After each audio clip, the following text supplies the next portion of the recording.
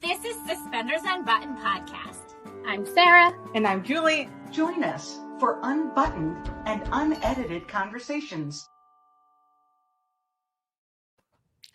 Hi, everybody. Welcome to Suspenders Unbuttoned podcast. I'm Sarah.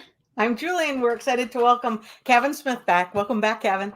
Thank you very much for having me. I noticed that I wasn't in that intro there. I know. You know what? We're going to update it. All right. You'll make the cut. All right. We updated intermittently. Yeah. I know. We actually really are due to do that. That was on our summer list, and we have now it's August. Yes. I was just joking. I'm just kidding. Oh, no. We actually were just recently talking about how that thing needs an update for sure. And the gal who threw that together for us, we actually had been messaging back and forth with her, and then we both got busy. Yeah. I'll put $20 in if you put me in, but not Pascal. Can we put you in then and just actually add in some writing that said, but not Pascal? Yeah, exactly. It only works if she comes back on and then she can see that happen. Yeah. Right? I'm game. Cool. Yeah, we'll do it. No. All right. Well, Kavan, thanks for coming back. We just recently talked to you before or while season 11 of When Calls the Heart was airing. And now you have a new mystery coming out later this month. Nelly Knows Mysteries, A Fatal Engagement. So that's exciting. Co-starring Pascal Hutton, of course. Yep. Can't do it without her, no. So tell us a little bit about the mystery. Well, it is a long time coming. The two of us, I mean, as most people know now, we've done quite a bit of stuff together over the years, and maybe it's not such a joke that we can't work with other people. I don't know. But we had propositioned and Hallmark, the network, several times over the years, trying to get some interest in a mystery wheel for us, because we thought it would be really fun to keep working together, but different characters. Yeah. And then be able to explore it over the course of time. So several movies was always the hope. And but they never seemed to respond or seemed all that interested in it. So eventually we just let it go. And we did a few rom-coms together, and that was super fun. Really enjoyed it. And although some of those were projects that we pitched ourselves, oddly enough, this one, when it came our way, when I read it, and I know that Pascal read it independently before we were signed on together for it. And as soon as I read it, I was like, oh man, this is perfect. It's perfect, especially for that Nelly character and Pascal. I'm like, this is just like a home run. And I'm like, if we get enough time, I'll get my teeth into this Michael character and turn it into something too. But obviously in the first installment, he's new to town. And so you don't really kind of get into his personality too much. She knows everybody. It's got this. I was in a previous interview, I was talking about how the town itself really seems to have a character. It is a character. It's got so much. I thought it was sort of like the town in Edward Scissorhands or Big Fish, where these colorful, really over the top towns. And I really do think it's a character in the show. And I think as we move on, if we're lucky to move on and do more, that the town itself will be a constant character, not just the townies, but the town itself. Right. And so anyway, I read it and I was like, this is perfect. It's right in our wheelhouse. It was the mystery itself, I thought was really good and compelling. I'm not really a mystery aficionado myself, but it kept my interest. I wasn't sure. The first time I read it, I didn't really know who done it. And so I'm like, well, if I'm reading it along and I can't figure it out, there's bound to be other people that can't figure it out. And but I just kept seeing opportunities for us. And I did say just recently in an interview that we were working on Wine Calls just the other day, and it was just the two of us. Last scene of the day, we'd done several scenes over the course of the day, and it was just the two of us in the Coulter's office. And it wasn't even like that great an opportunity scene. Like, it was good. It was a good scene.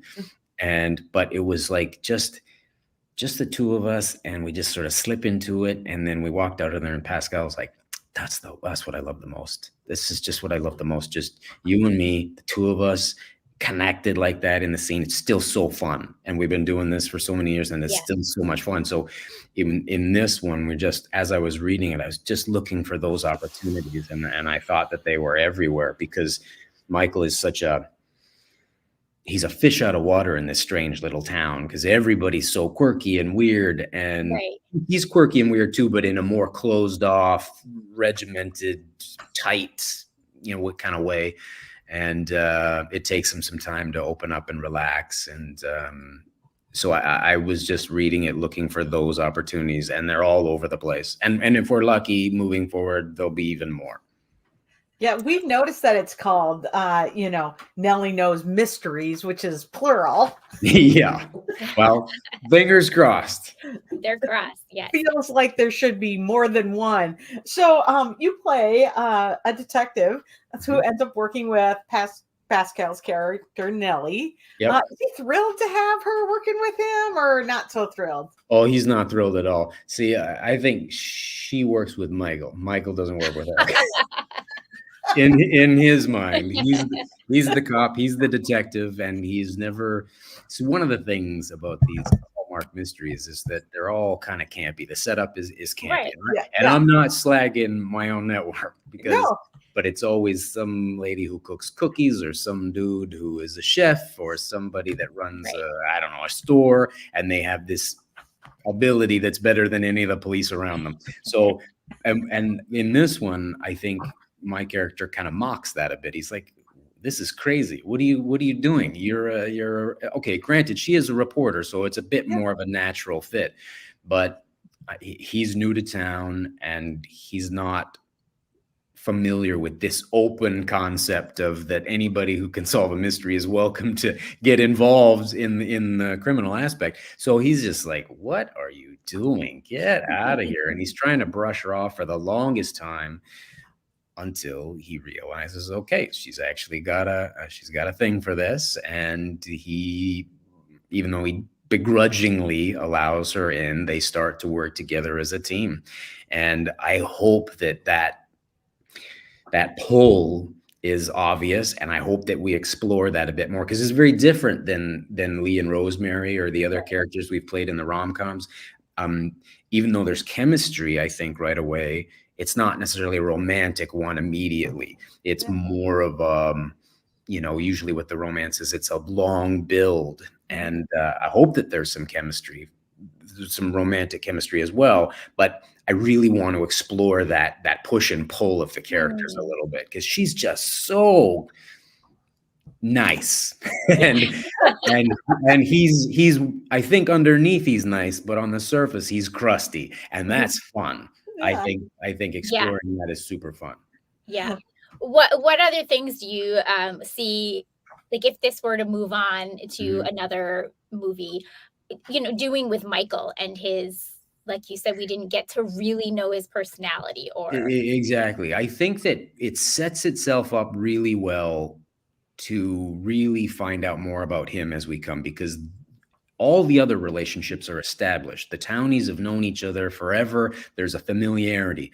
It sets itself up really well for Michael to slowly get to know everybody, and he gets freaked out by all their, weird, quirky little habits.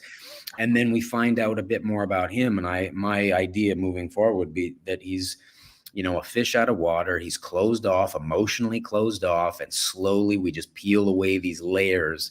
He's out of a bad relationship that ended, and he's moved to a new town. So I would imagine he's quite guarded.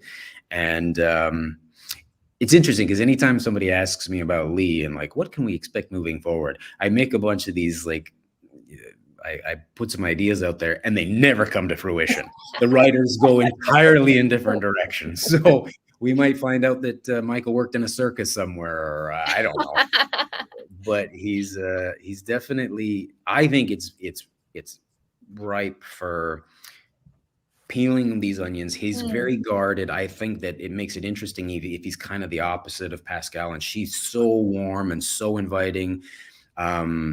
And I think he's kind of curmudgeon-y, and I like playing curmudgeon-y characters. So that's my hope. I think that is what it's set up for. And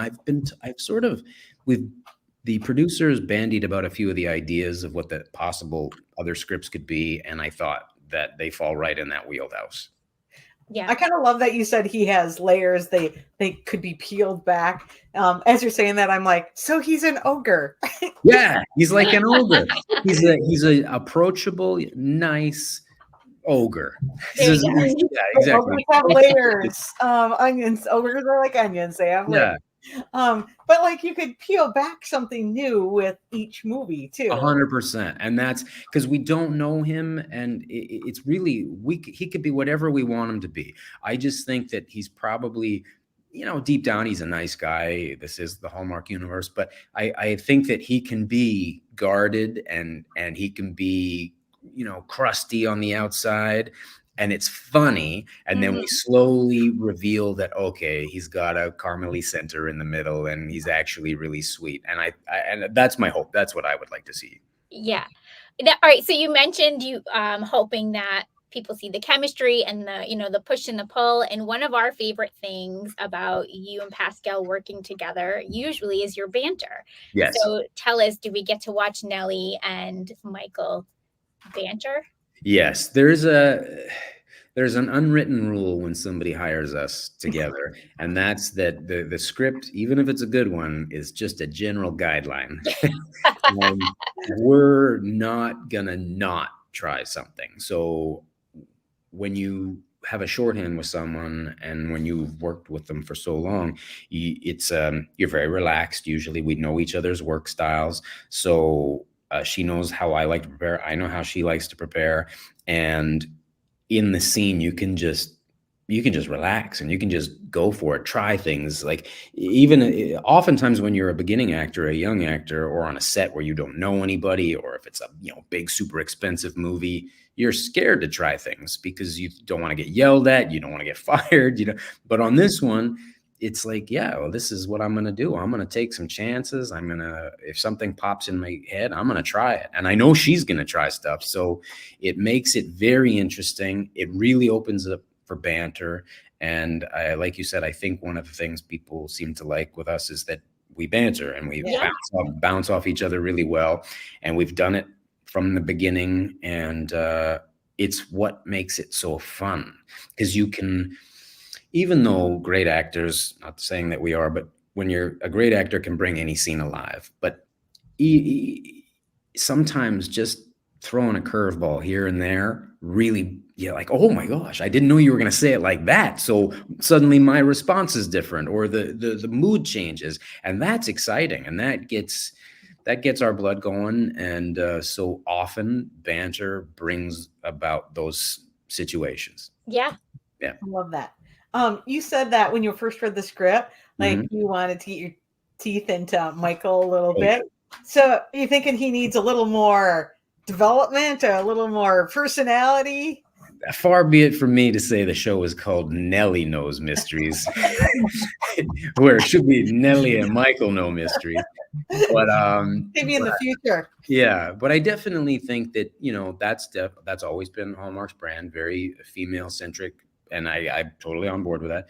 But I read it acknowledging that it was a very strong character for Pascal, and that Michael needed another movie or two to really develop. But because the plan was to do more, or at least our plan. I don't know if it's anybody else's plan, but our plan. Yeah. So I'm like, okay, great template. So I thought, great, clean template. I can put everything that I want to do on this, make a couple of stamps here and there. But because Michael doesn't know anybody yet, and there's not a lot to bounce off, I won't say it's one note, but it's kind of like he's the fish out of water. Right. As you move forward, we can get the fish on land and clumsily walking around a little bit and breathing air instead of water. But I was really excited. Because I know that the hook would really work for Pascal with Nelly, and that if we just got enough time, I would do my job and bring Michael to life. I love that. And we're certainly hoping for more. I think Julie and I both were able to watch it, and we said it's definitely set up. Like, it's set up very nicely. And if there's not another one, I would be disappointed because I want to see Me too. what's going to happen.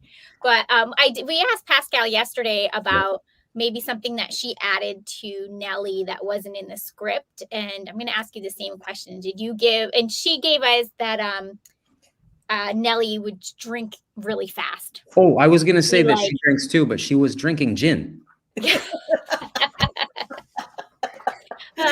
So was there anything that you kind of like snuck in there and turned it into something that maybe you'll continue on from Michael? Well, I have a small one, a very small little thing. Back in the day, this is not necessarily the case now, but going back to when I first started at Hallmark, there was this mandate where all the men were clean shaven.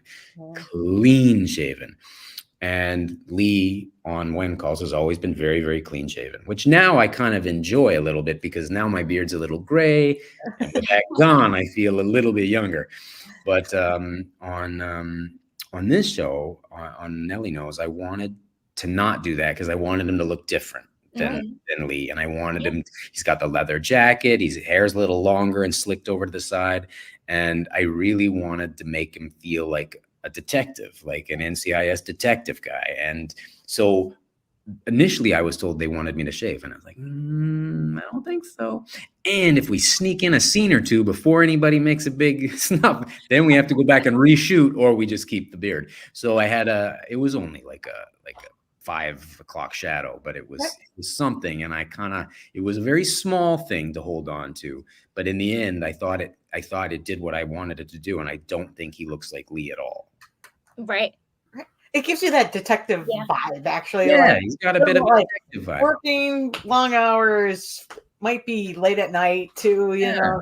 Yeah, tired, beat up a little bit, annoyed with Pascal, which is always the case. He just needs a motorcycle.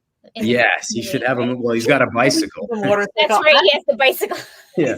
He's got a bicycle and a helmet. It cracked me up because I'm just like, where's the motorcycle? I forgot about the bike, They broke that to me and they were like, are you okay with this? As though I had a problem looking foolish, which is one of my favorite things to do. So I'm like, yeah, make me look so we lowered the seat down so the knees are coming up. The helmet, I was like, oh yeah, gotta wear the helmet. I was like, are we sure hair is okay with that? But the helmet, it all looks ridiculous and it's very funny. Yeah, it's perfect. Yeah. But a motorcycle would be far more fun, of course. Yeah. No, but I forget about the bike, so I take that back. I think the bicycle is perfect. It's pretty funny. Also, wait a minute. Didn't Lee show up with a motorcycle and a leather coat, though? Yeah, his very first. You know, it's interesting because I don't watch When Calls. I don't watch any of the shows, actually. I can't stand watching myself. I'm looking at the wrong stuff. Right. So I tend not to watch it. But I was flicking through the channels the other day, and that first episode, it was season 2, episode 1, and I'm like, oh, I think this is when I show up on the motorcycle. And I have seen that. I have seen the scene. And the guy who is now our DP, who was the camera operator at the time, is like, yeah, that was one of our best shots, like big shot bike coming in and circling around. So I was waiting for it. So I left it on the channel, which I never do. And I waited for it, and it wasn't coming. It doesn't come. But in the meantime, I'm looking at everybody. And I was just like, and I told Erin this, she hasn't changed at all. Her face has stayed the same. And I can't say that about Pascal, although I would, but she was pregnant at the time. So her face has changed a lot at the time. So I can't judge it based on that. But I never did watch it long enough to see the motorcycle scene coming in. But I was surprised at how amazing Erin has aged. Really, we should have watched the motorcycle scene because that is our favorite entrance into Hope Valley. It's a good entrance. It's a good entrance. The best entrance into Hope Valley of ever. On a little side note, I run on tangents, so if there's a time crunch, we live on tangents. They're our favorite. Okay, so there was this leather jacket that they made for this scene, and they spent a fortune on this jacket, and they tailored it all wrong. Like I went in there, got all this. Is this for Lee? Yeah, for Lee. Yeah. Okay. So we sized it all up, and I don't know what happened. It was like whoever did it was drunk, or it was, I don't know, maybe they had the sheet upside down, got the sizes all wrong. But when I went back to try it on, I was like, what happened? And they were all like, oh, it's terrible. But they didn't do it. They didn't try it on me again the next time until the day we were shooting it. So we had to like cinch it in tight at the waist, which it was supposed to be, but it was way off. Like the shoulders were halfway down my tricep. It was the most ridiculous fit. So when you watch it, a little side note, it's a cool scene, and the way it was shot is really fun, and it is the best entrance for anybody on the show.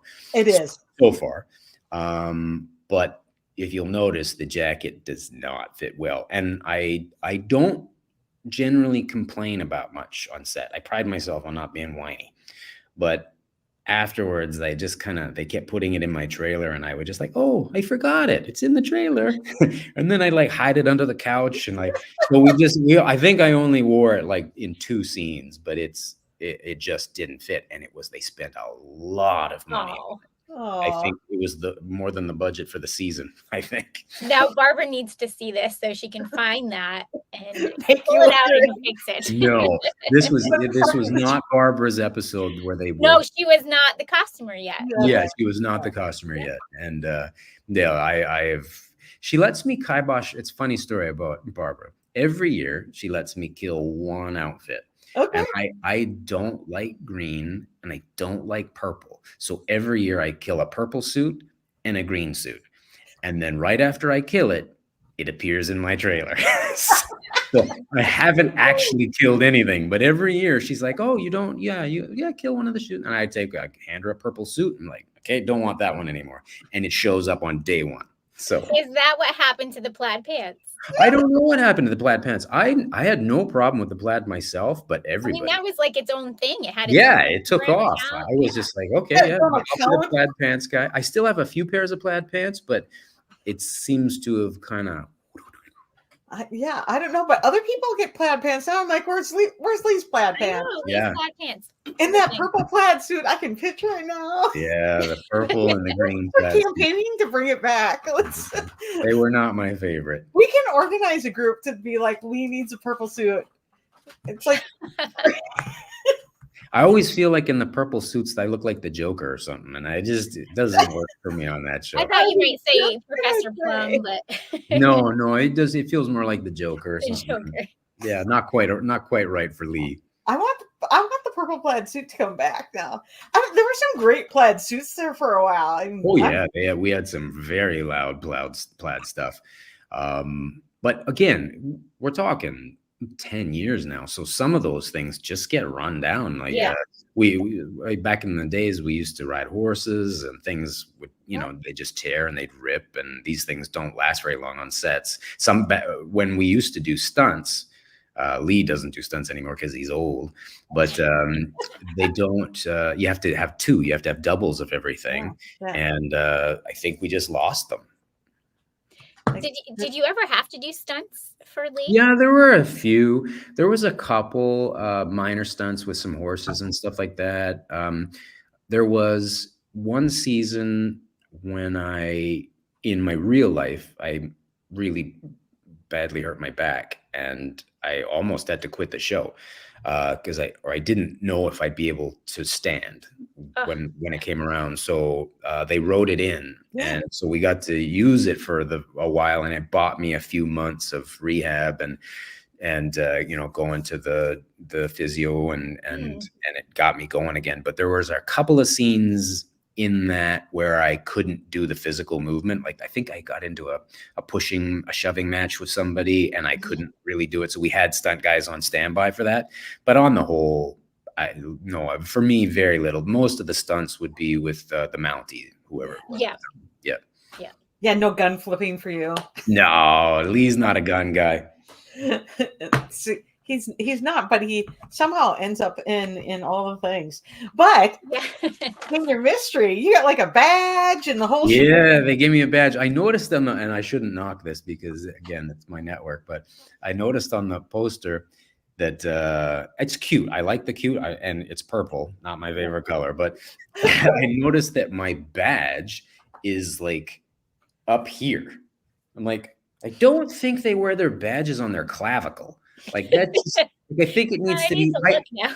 I get it that it needs to be seen, so it has to be high up so you can see it. But that seems a bit high to me. So that was photoshopped in there. Yeah, for sure. I didn't put that on there myself. But I've been doing this for a long time now. So I've played a lot of cops over the years and lots of guns and shot lots of stuff. And as a young man, whatever your views on guns are, it doesn't matter. It is fun to shoot these toy guns on set. And nowadays it's a bit different because most of it's CGI'd in. Right. But back in the day, it used to be real live rounds. So I've shot machine guns and Gatling guns and rocket launchers and grenade launchers, and they're all fun in their own way. Right. Right. Yeah. I mean, the prop, like you get to do the prop thing. You get to do the thing. Props are a blast. As long as you know your lines. If you don't know your lines, then you get lost quick in props. Oh, sure, because you get too distracted. You're too distracted, yeah. But if you really know what you're doing, props are great. Because generally speaking, with a prop, you're not acting as much. Anything that's helpful, that stops you from looking like you're acting, is quite helpful. Yeah, no, I think the prop things are fun. You were talking about how the town is super quirky in this movie. Babelton, yeah. It's a Babel. good name for a town. Right. We're going off the Babel thing, right? Yeah, exactly. I just feel like you could just start shuffling mysteries around from quirky person to quirky person. Oh, for sure. I think that's the way this is set up. They're all so odd. And I think sometimes with odd characters, it's easy to get the red herring because you get somebody that looks like a homicidal maniac, but not in the least. And then you get the most innocent looking person, and she's got dead bodies in the basement. So I think the one thing that a lot of the other shows do, a lot of the other mysteries, is they tell their mystery well, and it's all good. But I think our show is just slightly weird, and I think that's what makes it kind of charming. It's a charming kind of weird. Yeah. I agree. I feel like it sets it up where it doesn't always have to be a fatal mystery either. It could end up being like something not fatal. I don't know, because the town is so quirky. It doesn't have to be like a death. Yeah, but like maybe they think it's serious. Oh, I think that's a great idea. You get something that's not like not at all. Yeah, I don't know. Or you get something very small and insignificant that the town is trying to solve, and they pull him grudgingly in to help solve this silly thing, like and it ends up being big. Yeah, exactly. It's very I think it's set up like that. The characters, a lot of comedy in that. Yeah, with the quirky and the unique, like each character is very like charactery, like that acting character. It gave me a little bit of, in the Hallmark world, the Good Witch vibes, where a lot of those characters had like kind of strong personalities and quirky and all that. Yeah, it's in that vein for sure. Yeah, only way better. Way better. Well, I could see like 15 more movies coming out of this. Well, I know that Pascal and I, would definitely like to do these, and I hope that the fans tune in. I hope that they enjoy. If they like us together and they like the banter and they like us joking around, I think they're gonna like this movie. Yeah. I agree. Yeah. What's something different about it other than being a mystery? You have never done a mystery with Pascal before, but what's something else that kind of makes it stand out from the other work the two of you have done together? Well, I think that just it's swapped characters. Like we've done on When Calls, she obviously plays Rosemary, who is a big character, but it's a different type of big. This is like just sort of just odd. She's a little odd, whereas Rosemary is all theatrical and dramatic. This is a different type of character. But for Michael, he's very different than Lee, and I do think that it gives us a chance to try a different dynamic. We're not romantic yet. We're just we're not a couple, so I think there's a bit more there's way more directions to build from where we are on this one.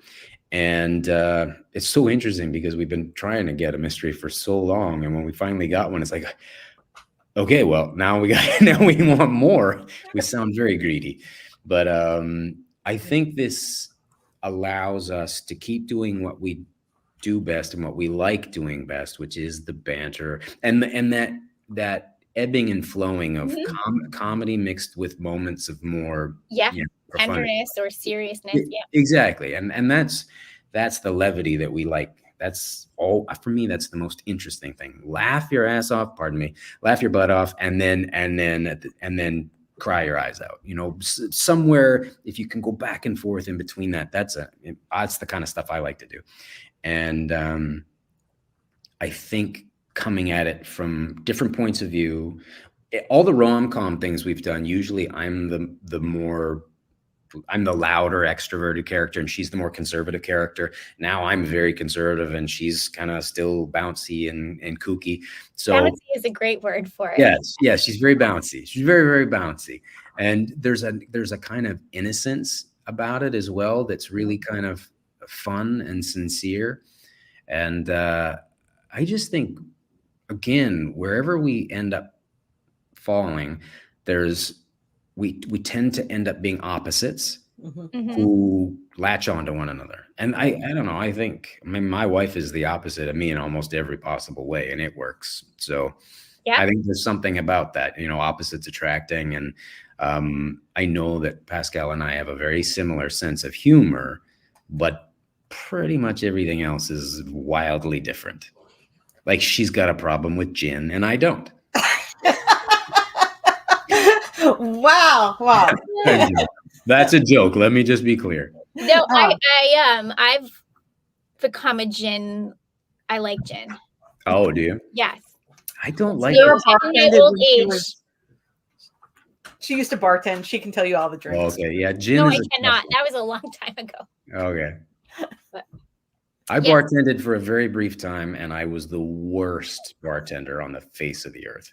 There is something I think everybody should serve somebody. Yes, I agree. I think it's very good. It's very humbling, and it's also good to get over yourself and try and be good at it.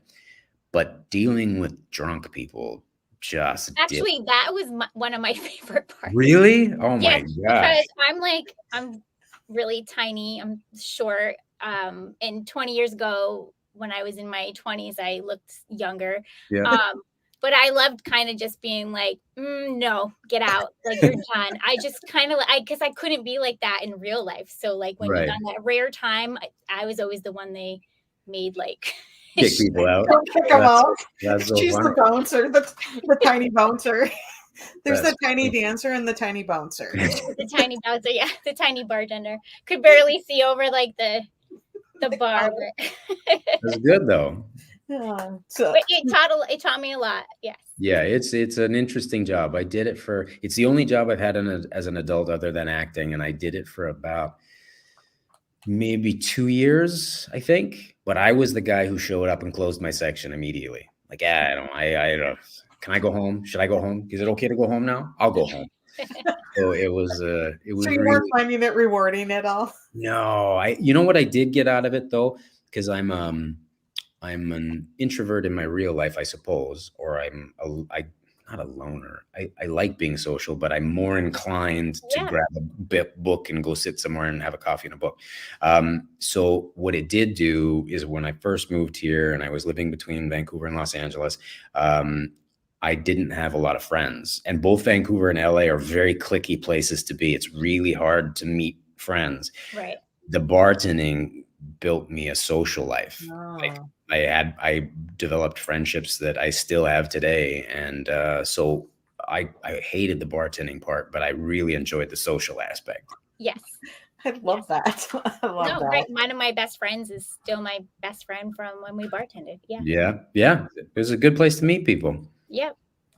A lot of fun. Well, that was was cool. Speaking of bars, I was getting a little worried last season that Lee was going to turn into like Norm. Pascal's been pitching that idea. I don't want to say anything because I don't know if that's what they plan to do, but she's like, you should be an alcoholic. What? Why? I don't. No, not an alcoholic, but just sit on the end of the bar and be Norm. Well, he owns the bar now, so he can sit there. Yeah, let's own the bar. So Lee and Rosemary being his best customer. Rosemary owned the bar now, which was like kind of a big development toward the end of the season there. Yeah. Can we look for some like changes in the bar because they own it? Well, we shot a scene earlier. Can I? I'll have to be somewhat cryptic. Yeah, be cryptic. So we had the baby involved in part of the hotel bar operation, and we shot a scene that was so adorable. So She's really cute.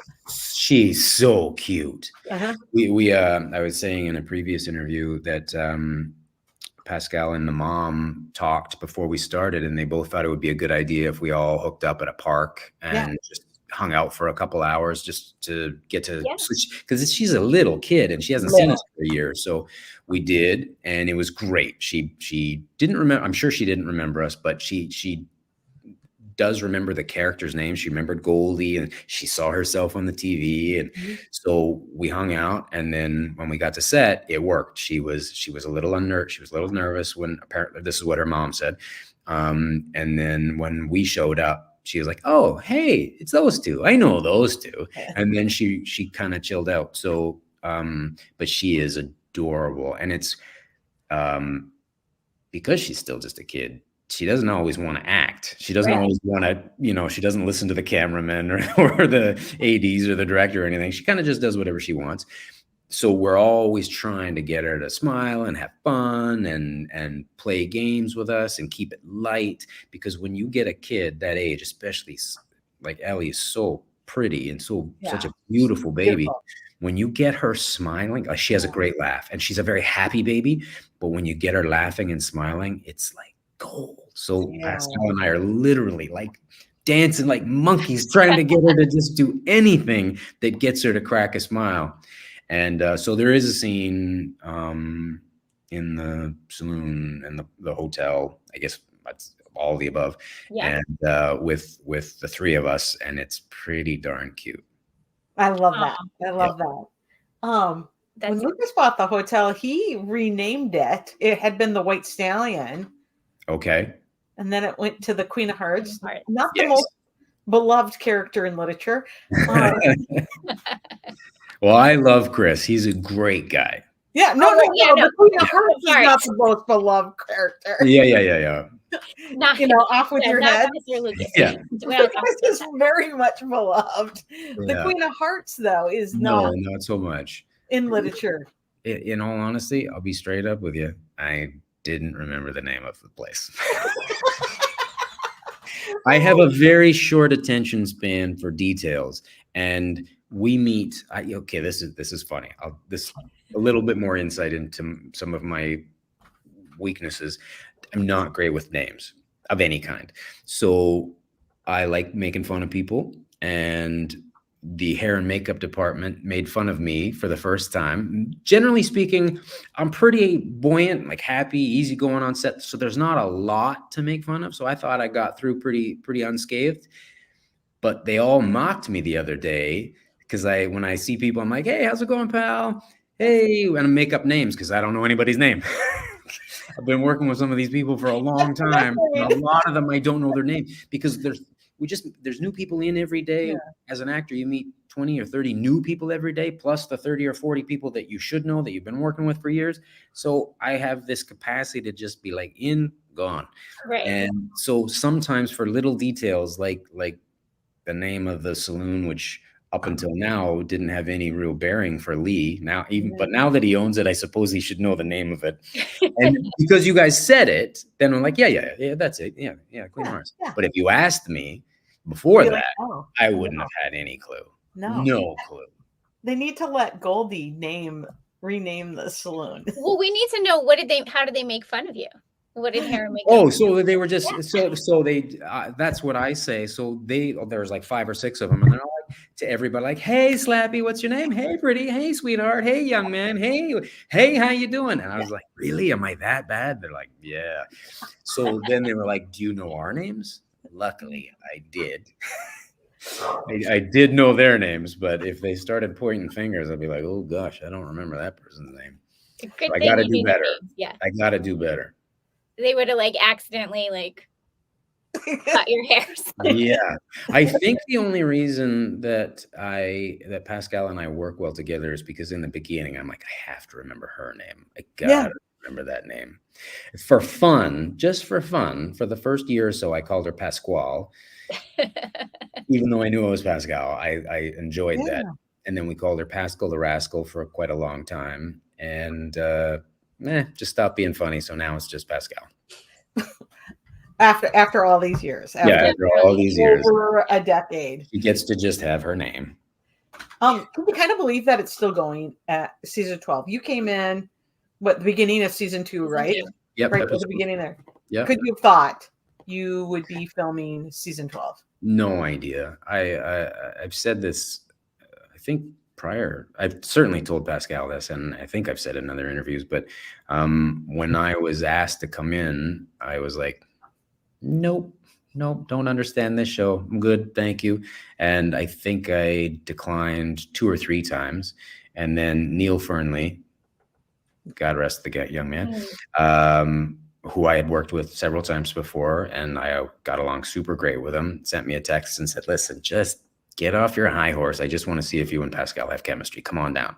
And I knew her a little bit. I'd worked with her on a show prior to that, just briefly. And I was like, okay, all right. I like Neil. I'll go in. And then I have said this several times. On my very first day, I was doing a scene, and let's face it, there are some things about this show that are weird. Like, where are we? Like, where are we geographically? And how do we float through this time period without any acknowledgement of World War I or anything else going on in the world? So I was just sitting there with this confused look on my face, and Martin Cummins, who plays Gowan, kind of walks over and he's like, don't ever quit this job. And I was like, why? I don't understand what's happening. Like, who are we? And he's like, the fans love this show. They really connect with the show. And I was like, oh, why? Not that I ever planned on quitting the show, but I was like, okay. And then over the years, and it took time, but over the years, I really learned to appreciate what it was we were doing and what the fans actually liked about it.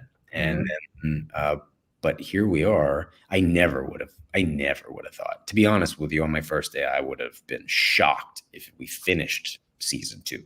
Yeah. But to go, 10 more seasons, we're shooting 12 now. And it's just getting better. I think it's getting stronger and stronger. Yeah, I agree.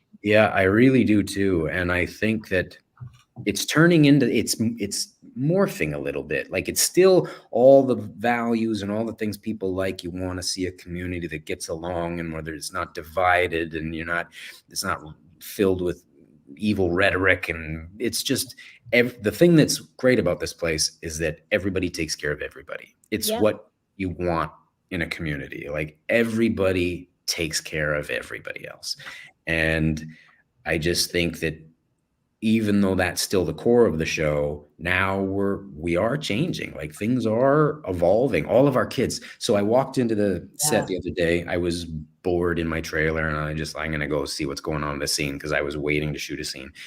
And all the kids were sitting around with Ben, who plays Hickam, and they were all sitting in this U, and they're all adults now. Yeah. I'm looking at all their faces and I'm like, oh my gosh. Because Lee doesn't have a lot of scenes with those kids. I just don't. Like, not one-on-one scenes. Yeah. So I don't know them so well. So I look at them, I'm like, oh my gosh. You're a baby, but you're not a baby because I saw you drive. Yeah. How is that happening? Yeah. So it was really interesting. And, sadly, you lose people. We lost Neil. We've had people come and go on the show. We've had people retire on the show. It's, when you go this long, life happens. Yeah. And, it just becomes part of the genetics of the show. So it's, I maybe in the beginning, I didn't realize how lucky I was, but I certainly do now. I've never, and I've been doing this for a while, I've never been on a show maybe one other show, but it was only a pilot. But I've never been on a show where people are genuinely as friendly. No, not just friendly. We're all friends. Like Yeah. there is nobody on cast or crew that I wouldn't hang out with, that I wouldn't go for dinner with. If I you mean, know their name. Yeah, I just have to remember their names. I got their names. I'm happy to buy them dinner. But it's but there's some people are best friends on the show. Yeah. Some people are, it really is, and I don't mind, saying it, but it starts at the top. And really, because Erin is such a nice lady and kind and generous and super professional, great at her job, but she sets the tone, and then everybody else just follows suit. So you really can't be a jerk, because if number one is kind of wonderful, you kind of all have to be, you sort of have to be your best version of yourself. I'd like to think I would be nice anyway, but she certainly sets the template, and it wouldn't work otherwise. But it's not just the cast though, the crew too. Super good people.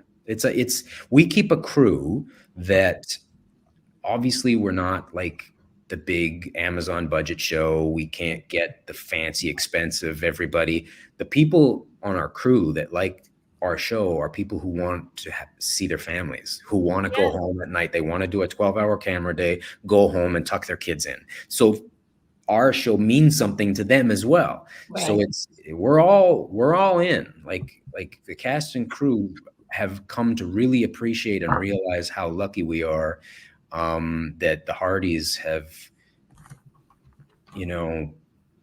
like that they found us in the beginning, and that they've stuck with us all these years. And we hope that moving forward, we can keep providing them the kind of entertainment that they're looking for. It's been kind of amazing. The numbers over the last couple of years are just getting stronger and stronger. And then it was a top 100 show this year. Yeah, it's pretty wild. And even the one year where they swapped out our time and put us in the summer, and we still delivered. Yeah, I've always said that we were the little show that could. We don't have a lot of the money, we don't have a lot of the props, we don't get a lot of the glitz or the glam, but we just keep on chugging. And if it wasn't for the Hardys, it wouldn't be the case. But I never underestimate our show anymore. Yeah. No, you know what? You don't need all that glitz and glamour. I don't think you do. I'll be honest with you. Once in a while, it's fun. Yes. Right. A little glitz and glam every once in a while, and working on a high budget show can be fun. Right. But like I said, on those shows, you never end up having the great friendships. And these are people now that there's several people on this show that I know I'll be friends with forever. Right. Yeah. Right. Not Pascal though. Not her. Not the person you talk to all the time, right? Yeah. Right. But it is kind of amazing just to see like the trend in popularity up. Like you don't really think about that at your 11, 10, No. 11, and it's kind of it's almost like revving up again. It's cool to see. It's cool to watch. There's a lot of new fans just finding the show, and I think it just feels really fresh. Yeah, well, thank you. I mean, I'll pass that on to the writers, that they're the ones who are responsible for the freshness. We have new directors coming in all the time now, and a bunch of new voices, and the kids are growing up. And I definitely think that there's been some seminal events on the show that have torn at the fans and caused rifts and dissension amongst the ranks. But I honestly think that over the long run, those hiccups have given us life. Like they've it's okay, we're going this way now. And sometimes I think if we'd have just stayed in our lane, season 1, 2, 3, 4, and 5, I don't know, where do you go? And then we big shift, and then another big shift, and another big shift. And I guess it's hard on people's heartstrings sometimes when their favorite characters, the storylines don't go that way, or they go somewhere else. That's not always easy, but I think those things have given our show new life and new direction, and I think we've all prospered from it in the long run. I mean, just look at Rosemary and Lee, who went so many years wanting a child, and then now have, and that's like a whole new way to see them with well, Goldie. I definitely was pushing for the kid thing forever, and Pascal didn't want any part of that. No, it's not what happened at all. It was the exact opposite. I kept thinking, I'm too old to have a kid on TV. That's just going to look weird. And she's like, no, it's perfect for Lee and Rosie. And working with babies, I'll be honest, is hard work. Yeah. It's hard work. I love kids, though. Like, I really do love kids. So I enjoy working with babies and kids, but it is hard. It's exhausting. And shows don't always want to do it. And we already had a baby situation with little Jack growing up and all the little kids we had in there doing that role. And it's hard work. It's slow on production, and on smaller budget shows that can really kill you. And I don't think that's why it took so long, is because the producers just did not want any part of that. But Pascal was so tenacious, and in retrospect, looking at Ellie and how wonderful she is and what a scene stealer, like, there's a reason why kids are scene stealers. I mean, if you get a smile, like a genuine smile from a kid, or a moment where they're actually invested in what's happening and not just staring at the camera or the boom mic or something, it's like everything else is just gone. It's just that. And so it's really cool. So I mean, she pushed for that, and eventually it happened, and now we're working it, and it's a really interesting storyline, and I think it gives us life. Like, it gives the Coulters life, and we're always doing crazy stuff, and Lee owns almost everything in the town now. He owns everything. Got a million different jobs, and so and so does Rosemary, for that matter. Not as many as Hickam. And now you got a kid, so it's a heck of a ride, and I'm enjoying it. The longer it goes, the more I'm actually, not that I ever didn't enjoy myself, but the longer it goes, the more I seem to be enjoying myself. That shows on screen, I think. Yeah. What's that? That shows on screen, I think. Well, thank you. That is the hope. Lee, that's the one nice thing I will say about Lee and Rosie. One of the nice things about them is that even as you get these shifts, they're kind of like an anchor. Like, they seem true blue. They have issues and they have troubles, but you never doubt that couple is, tight. Solid. You kind of really love that. There was one scene this season where it was like Lucas comes in and is calling out Rosemary, and Lee is just like, it was like this or this, and I literally said to my husband out loud, better be C, better be all above. I'm standing behind, and then that literally was Lee's answer, was like, to stand behind her as, in her job and as my wife, right? And I was like, yes, because that's who they are. They're like the anchor, right? Yeah. I think that's that. I think that over time, that's sort of between what Pascal and I bring and what the writers have given us, that's sort of our role. I mean, it frees everybody else up, but it gives us life. And now with the kid, I think with Goldie, it's I was daunted in the beginning, for sure. I wasn't sure I had the energy to do it, but I'm so glad that Pascal put the gin down and got the baby thing pushed through. That's our clip, I think. Yeah, put that on the intro for sure. That's a clip. When you think about shows that have gone really long time, they're multi-generational. And this show has made its own multi-generational show because of having the school kids and growing up, and then even like having little Jack, and now school age, and now there's little Goldie who's not, and then you have the kids who are bigger, to the point like even last season's storyline with Anna as a young working adult in that Higgins storyline. Like, they've made their own multi-generational show without starting that way, and I think maybe that's part of the success. Well, I know that in the very beginning, when I came on, I was told that the higher ups wanted to aim for Gunsmoke's record. They wanted like the 22 or 23. I was like, yeah, right. Let's just get through 20 episodes. But season 2 was a little rough. Yeah, season 2 was a bit rough. But I don't know what's going to happen moving forward. I don't know if 12 will be the last. I don't know if 13 will be the last. I honestly don't know moving forward, but I I would never underestimate this show anymore. Like I think it is. I think the longer we go, the fresher it seems to get. Right. And the scripts, like I can't obviously share much of 12 with you, but the scripts have been really solid, and I love where all the characters are going, and building this generational thing. Like I said, when I walked in and saw those kids, like they're not kids anymore. They're adults, and it gives us a lot of possibilities for stories and integrating the older characters with the younger characters. So, I mean, we're only in our second block right now, so I haven't read everything and I haven't seen everything, but from what I've done so far and what I've seen so far, I'm really excited about 12. Yeah. That's exciting. We have to ask you about the cliffhanger, because Lee and Rosemary had a bit of a cliffhanger in season 11 when Lucas asked Lee to go with him to Capital City, if that's the right one.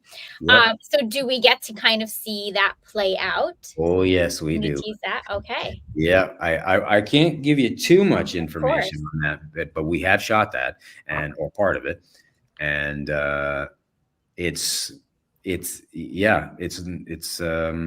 it led to some drama, that's for sure.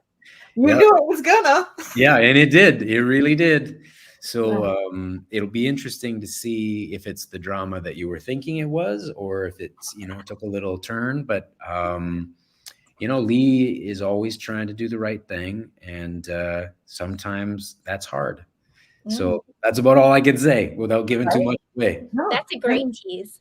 There were a couple. I mean, the cliffhangers were you knew they were going to be dramatic. Yeah. Asking Lee to leave Hope Valley, and you knew that was going to be, there's got to be drama around that. Like Lee, like you said, he owns everything. And he's got to go. Right. So it was going to be that, and then the Hargraves, Jack drops the Ghost Jack bomb. Like that we're in for some drama at the start of season 12. Yeah, and there is, and I think they handled it really well. Sometimes with cliffhangers, even on our show, sometimes the cliffhangers just like disappear. Yeah, just disappear, and this time not so much. So far, we're addressing everything. It's every time we get a writing team in, when you judge too hard on the first season, it's hard because if they're just getting up to speed, they're just starting to get their ideas out there by the time the season's over, and you really don't know till season 2 or 3 what the vision is. And I think now that we've been with this writing team for a few years, now it's starting to click, I think, a lot. And all the part of the issue, not that I ever had issues really, but I've always wanted to, I don't love getting a storyline that just stops, that just ends. Yes. It's just like because it doesn't work that way. Like there's always yours, same. always echoes of things that happen. So but it seems like that's happening now naturally, and I love that. That's great. Yes.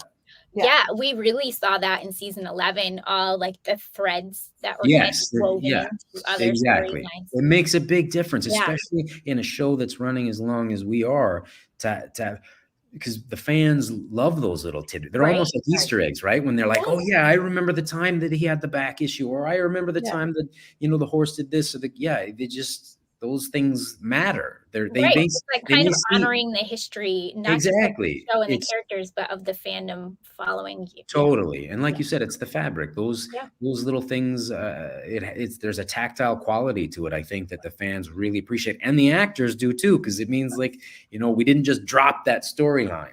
Right. I think there's a really nice balance of the longitudinal pieces to the storyline with acute stories or points that are fresh and new. And for people who have watched the whole season, all the seasons, which is almost everybody now, because when they jump in, they go back and then they watch them all, right? Like it used to be you jumped in at season 7, so you didn't know the previous seasons. Now people just are like, where can I find all the previous seasons? And they watch them all. Yeah. Well, that's one of the pluses about the way this is all set up these days. But I'm constantly blown away by the fact that we're still here and people are still watching. Like you said, there's new people coming, and I did a few supernaturals back in the day, and I remember one of the guys was telling me that, because he was like, in the beginning, at the end of I think season 1, they didn't see us going anywhere, so they were going to cancel us. At the last minute, didn't happen. Then I think something like season 2, they were going to do the same thing, but then of course it hit and they went. And he said, then we got to a place where our fan base, when in the beginning, were having children, and then their children started becoming the new fan base. Yes. So it's kind of like the people that, because our show, When Calls, is specifically designed for families. Like it's really what we say all the time is that it's the show you can watch with your grandkids, your kids, and your spouse, and everybody. Like it's everybody can watch and feel good, hopefully, right. And go along for the ride. And this really is that generational thing. There's a bit for everybody. So maybe some kids of people that are watching, or maybe Hardys are having kids and their kids are now getting on board. I don't know. We had one comment, Julie, do you remember?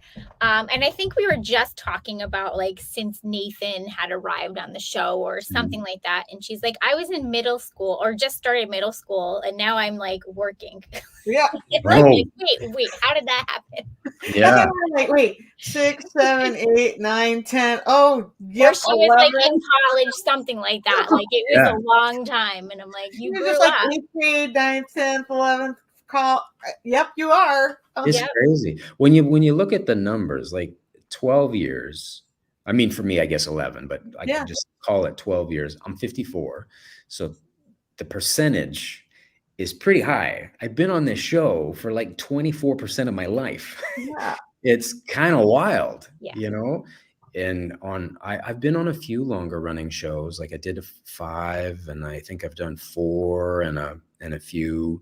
But 12 is by far the longest, and I think we're stronger now than ever. And I'm hoping that that the network feels that and that supports it. I hope the fans feel, and I know the Hardys are always behind us. So I don't see why we would stop anytime soon. Unfortunately, it's not my call. It's not my money, but as long as we can, I know for a fact, because we talk about it all the time, that everybody, all the actors want to keep going, because I think people really do now know how lucky we are. Right. Well, the numbers are supporting you. That's for sure. And the ranking certainly moving in the top 100 this year certainly supports. Pretty cool, right? Super cool. That was super fun to see that happen. That had never happened before. And to have it happen with season 11 is... Yeah. The little show that could. Yeah, I love that. Yeah, I think I don't know. Yeah, it feels fresher. It feels like it's being shown that it has a lot of value to the community. Yeah, now, where I don't know if it always did. So, and yeah, we're we're right behind you. We want as many seasons as we can get. Cool. But speaking of fans, you have some fan events coming up. Uh-oh. Yes, we'll see you at one. We'll be in Kansas City. Oh, you're gonna be at that one? We'll be there. Yeah. That's so cool. I was talking to my wife about this just the other day, and I was like, "Oh, I got a thing I got to do in December," and she's like, oh, "Really? Where are we going?" I'm like, "Oh, take her, yeah." I'm going to Kansas City. She goes, "Wait, in December? You're going to Kansas City in December? Why?" I'm like, well, that's where Hallmark is located. That's where Hallmark is located. If they had said, "Hey, would you like to come to New York?" Super exciting. Right? Christmas time, New York. Exactly. I'm not slagging Kansas. I've never been there, so this will be my first time. But yes, okay. I remember the Kansas thing. We're doing that. Kansas City, Missouri. Yeah. Missouri. Yeah. So that's where we'll be. We'll see you there. Cool. We'll be there for sure. We're What's pretty the other excited. one? What's the other? You said Yeah, well, the regular Hardy Family The reunion HFR. yes, yeah. Yeah. That's coming up in a in September. few weeks. Yeah. Yeah. So, What do you like about fan events, Kavan? Okay, they don't seem like much work. They really don't, because you're going there and you're just meeting people who like the show or like the character. So it seems on paper that piece of cake, but it is hard work. It is hard.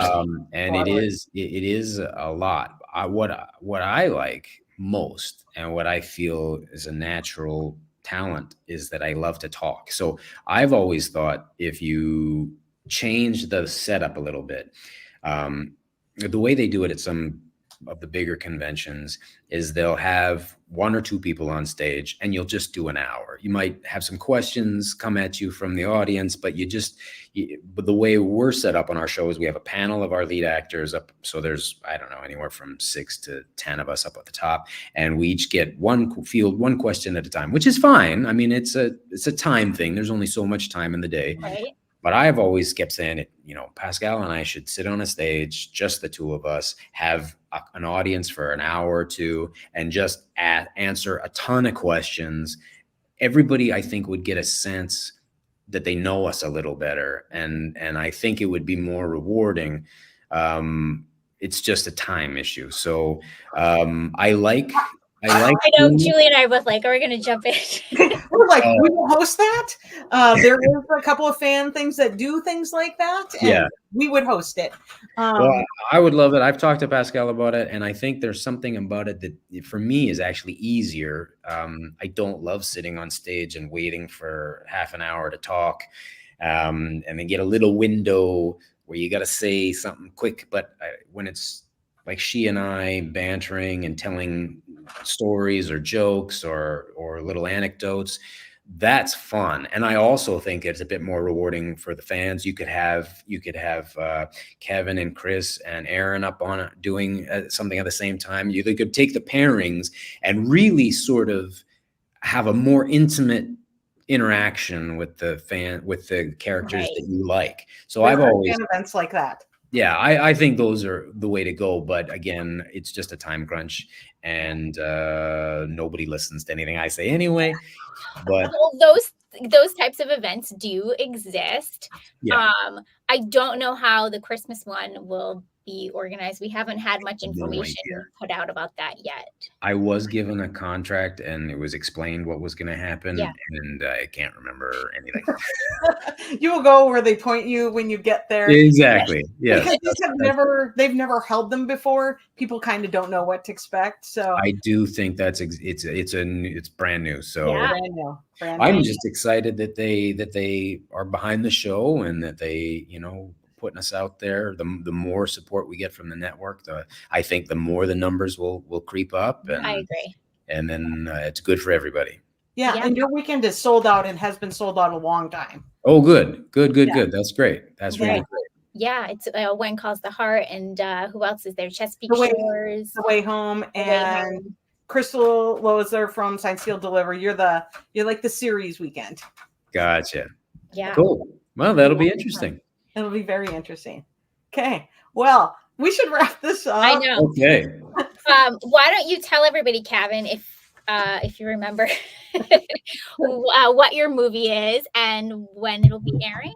Yes, I think I remember this one. This is called Nelly Knows Mysteries, and the first installment is called A Fatal Engagement. A Fatal Engagement.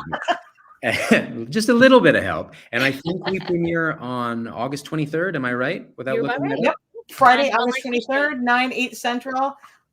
Yes, because Mysteries premiere on Fridays. We went over this with Pascal. Mysteries premiere on Fridays, Movie of the Weeks on Saturdays, and series on Sundays. Ooh, that's too bad for her because she's generally into the gin on Fridays by about noon. So she was like, I don't know if we're working. I'll try to tweet. Are you gonna? Do you have a Twitter account? I do, but I'm very bad at it, and I tend to with the tweeting thing.